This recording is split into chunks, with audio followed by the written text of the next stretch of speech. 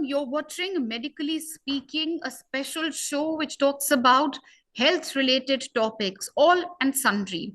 We had discovered, discussed, and of course, analyzed COVID for months. And then later, for months altogether, we forgot about COVID. We felt it doesn't exist, but it's unfortunately making the headlines once again. Many variants of COVID are doing the round. What are these variants? How wary do we need to be? To discuss all of this and more, I'm being joined by Dr. Anil Arora. He's the HOD of the Gastro Department of the prestigious Sir Gangaram Hospital. Thank you, sir, for joining us on NewsX. First question, sir. Many variants of COVID are being reported about. BA point, multiple variants, the XBB variant. Cases are rising. New cases have been reported in many states, including and especially Maharashtra.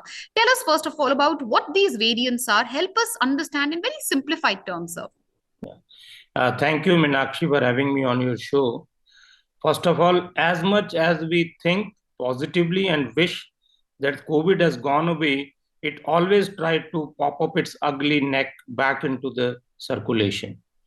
So I think we have to keep up our guard till either the government of India or WHO declares the word free of COVID. We have been complacent every time. We have suffered consecutive first, second, and third wave without believing that the virus will ultimately go away. I think we have to live in the realistic terms and be sure that the virus will not go away till everybody is vaccinated or till it has its full term. This is exactly what is happening. We have been making vaccinations. We have been trying to undo the virus structure and we have been developing antibodies. But at the same time, virus is smart enough. It has to create its own niche to live in our body and hence it tries to mutate.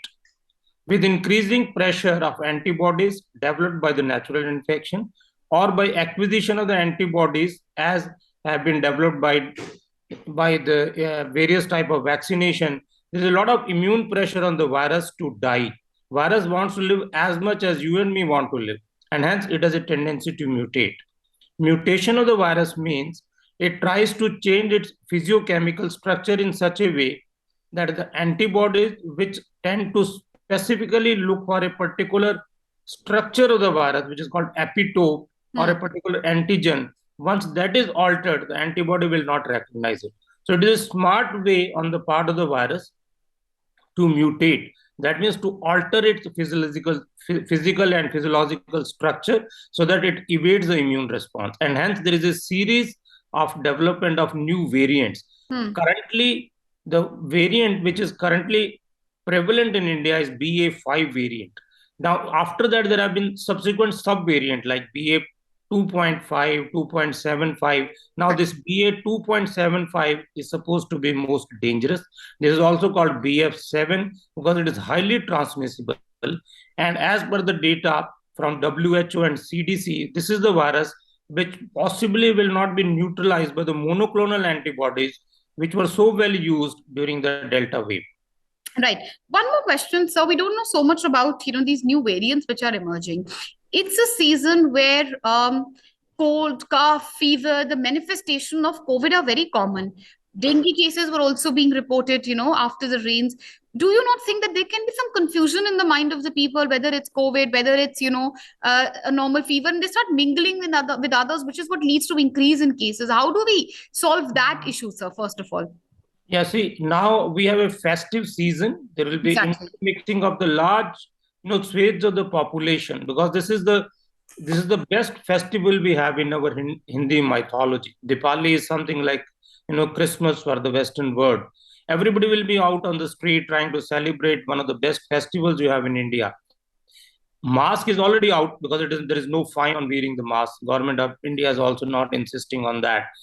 Coupled with the fact that the winter is approaching and because of stubble burning, you are having more and more pollution. So you have four major factors which will be responsible for a resurgence of the COVID in case we do not take the appropriate precautions.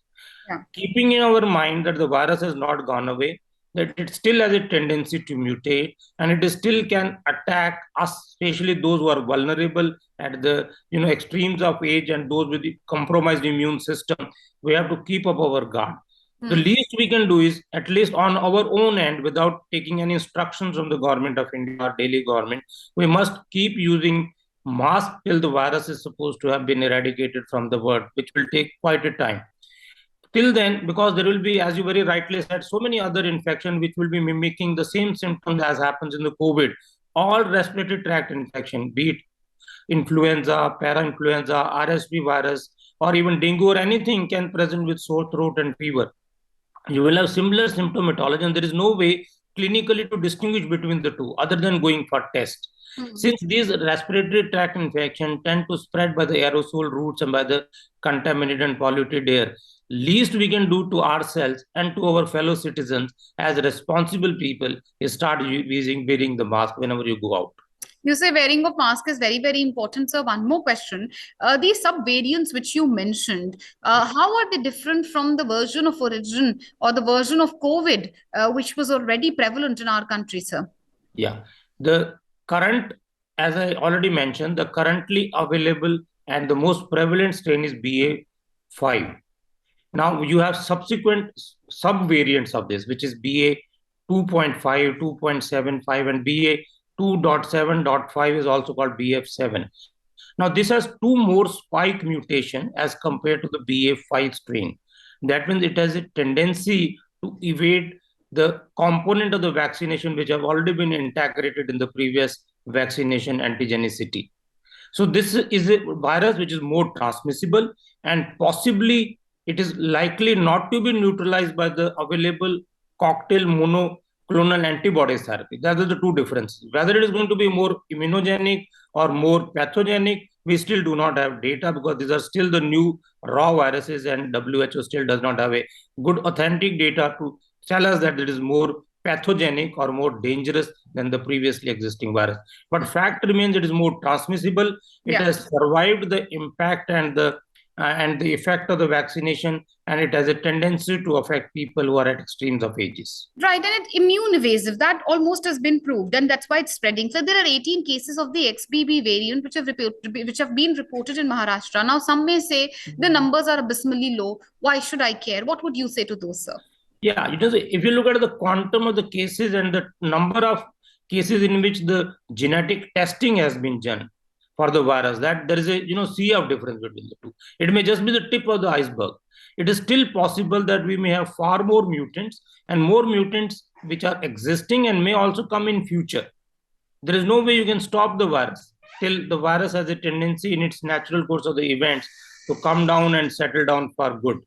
Till then, I think let's do what we can do best. Let's start wearing the mask, try to avoid the social gathering, minimize the social interaction till the virus is gone. And if you have not been vaccinated for COVID, do get a booster dose. But is it possible in festive season? You rightly said, sir.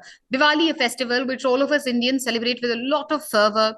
Gatherings, Diwali parties, Diwali get-togethers, all of this is very common. What will you say to those today who are perhaps, which is almost everyone who's indulging in these get-togethers? What do we do at this point of time? Yes. So there are two things. You can see it is your responsibility if you are running fever, if you have cough or sore throat, do not go to a gathering.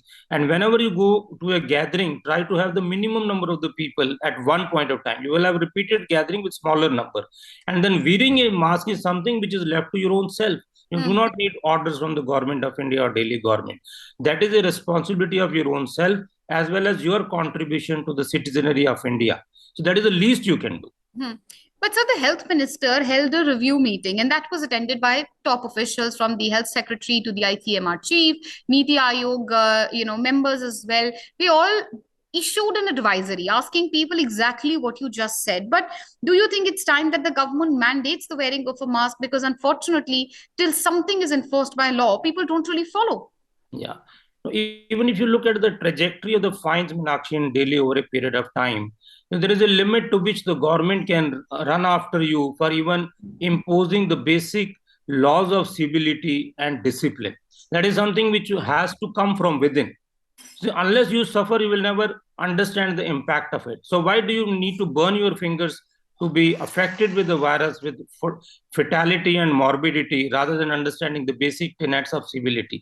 I think it is high time, if we have to learn one lesson from this pandemic, if we learn from people in Japan and Korea, wearing a mask during polluted season, when winter is approaching, when COVID has not gone away, when other viruses are on the rise, I think it is a commitment which you need to give to the nation, especially during the 75th year of our independence. And it's anyway a good idea. It's anyway a good idea. The nations you are mentioning it, even before the COVID era, mask was not something unprecedented like it was for us. Yeah. One more question. COVID is still an international emergency. According to the World Health Organization, many states are on the edge as well. In Maharashtra, when we speak of the NBB variant, number may be 18, but as you said, in percentage, very, very high. 17% increase, very high, according to you, isn't it? Yeah. Now, if you look at the variants, as I said very clearly, I think the number which have been tested with the genome sequencing and analysis of the virus variants is very minuscule. If you test a larger number, you will you may find more variants which may have different implications, both in terms of evasion of the immune response as well as immunopathogenicity. Because our number of tests which are being given to NIV in Pune for analysis is very small. Not many people get their test done because they know if it is a fever, it may go away. At times, it may be a transient infection. So whatever number we have, it is just a tip of the iceberg. You may have far more variant. So rather than trying to go into the jugglery of that, I think stick to the basic of civility. This is something which we owe to our nation.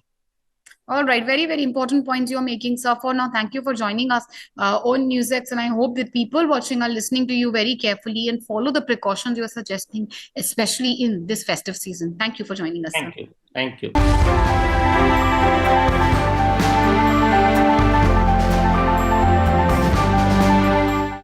For more such videos, subscribe to the NewsX YouTube channel, hit the bell icon.